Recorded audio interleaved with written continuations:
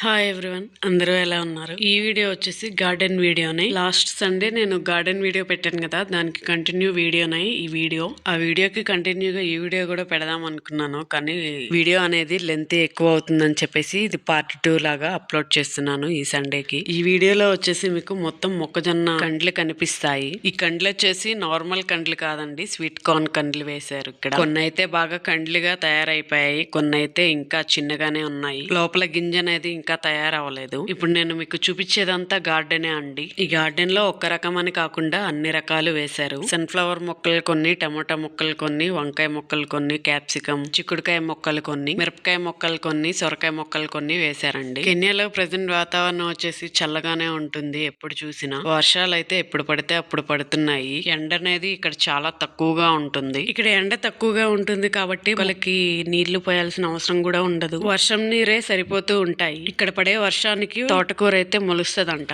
ఆ తోటకూర అయితే ఓన్లీ కెన్యన్ పీపుల్సే తింటారంట, మనం తినేలా ఉండదంట ఆ తోటకూర అయితే. ఇక్కడ కెన్యన్ పీపుల్ తినే ఫుడ్ అయితే ఉగాలి అని ఉంటది. ఆ ఉగాలి అనేది ఒక రవ్వ లాంటి దాంతో చేస్తారు. అదైతే మనం అస్సలు తినలేము. వీళ్ళు చేసుకునే కూడా మనం తినలేమన్నమాట.